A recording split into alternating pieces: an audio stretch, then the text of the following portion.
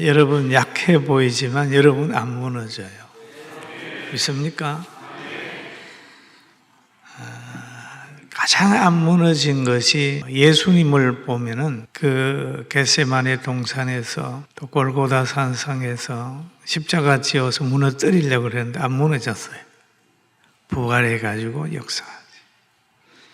도시 중에서 제일 오래 살아남은 도시가 예루살렘입니다.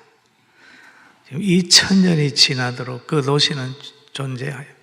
로마도 무너지고 다 무너졌지만 예루살렘 그 도시는 하나님이 간섭하면 계속 안 무너져요. 여러분들도 육체는 무너지지만은 여러분이 구원받은 영은 안 무너지고 천국까지 간다는 확실한 믿음을 가지게 되기를 주의 이름으로 축원합니다.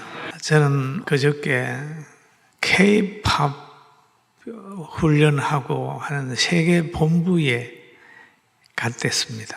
가서 이렇게 보니까 참 애들이 잘 커요.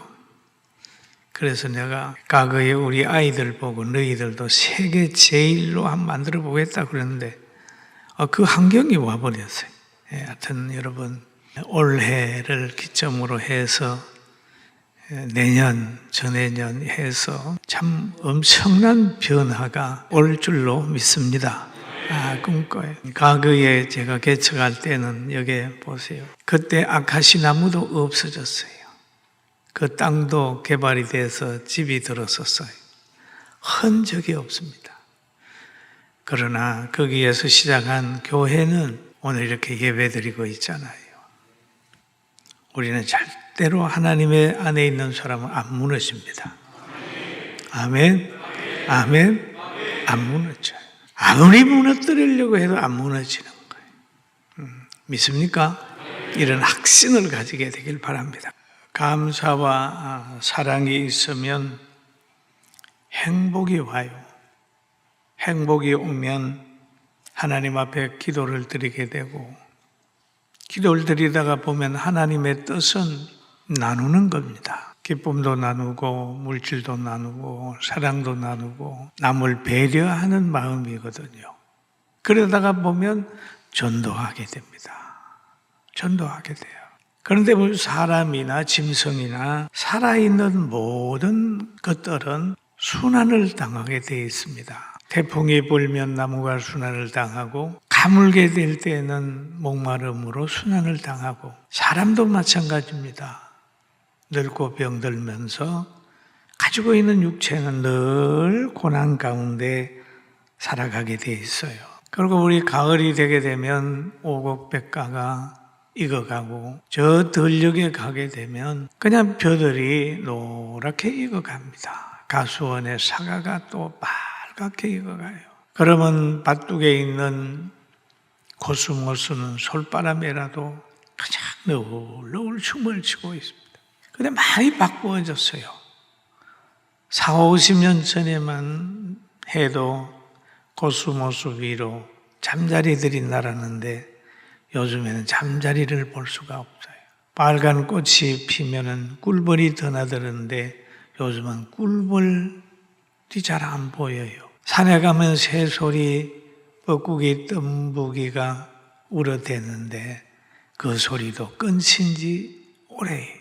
그러다가 보니까 우리가 살아나가는 가정에서도 보면 아기의 울음소리가 점점 거쳐지고 있다. 이 말세를 향하여 가고 있다. 식물의 변화는 동물의 변화로, 곤충의 변화는 사람의 변화로 점점 옮겨오고 있습니다. 그러면서 영적인 빈곤과 영적인 문제도 지금 많이 혼돈스러워 가고 있어요. 그러니까 예수님께서 제자들을 불러놓고 그럽니다. 너가 말세가 되면 나무를 봐도 모르고 잎을 봐도 몰라. 너무 비슷한 것이 많기 때문에 그러나 말세가 되면 열매를 보아야 하라. 열매를 봐라. 그래서 누가복음 16장 44절에 보면 그런 말이 있어요. 나무는 각각 그 열매로 아나니 여기 나무는 사람으로 비유를 하는 거예요. 가시나무에서 무화과를 또는 찔레에서 포도를 따지 못하느니라 라는 얘기를 하죠. 여러분, 불 꺼진 하루는 하루가 아니잖아요. 불 없는 등대는 등대가 아니잖아요.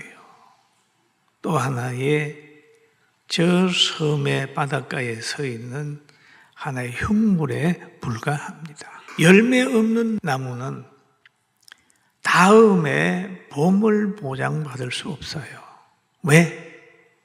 농부가 그냥 두겠습니까? 열매 없는 나무, 맺지 않는 나무를 밭만 버리고 땅만 버리게 그냥 두지 않는다는 거예요. 캐버린다는 거죠. 이게 성경이 우리에게 가르쳐지는 하나의 진리입니다. 좋은 사람은 좋은 일하고 악한 사람은 악한 일하고 아무 일도 하지 않고 열매가 없다면 하나님의 축복을 기대할 수가 없다.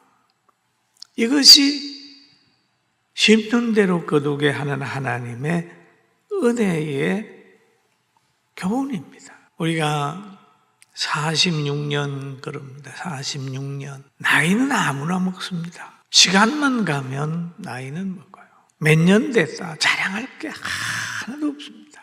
그러나 그동안 무슨 열매를 맺었느냐? 뭔 열매를 맺고 있느냐? 하나님이 우리를 향하여 너희는 그리스도 안에 있으면 새로운 피조물이라 이전 것은 지나갔으니 보라 새 것이 되었도다라고 했는데 새 것으로 새 사람으로 어떻게 살아왔느냐 하는 것을 잘 한번 살펴봐야 돼요. 창립이 되게 되면 여러분도 그렇겠지만 저도 많이 살펴봅니다. 바쁜 일에 매여 있었는가? 중요한 일을 먼저 생각했는가?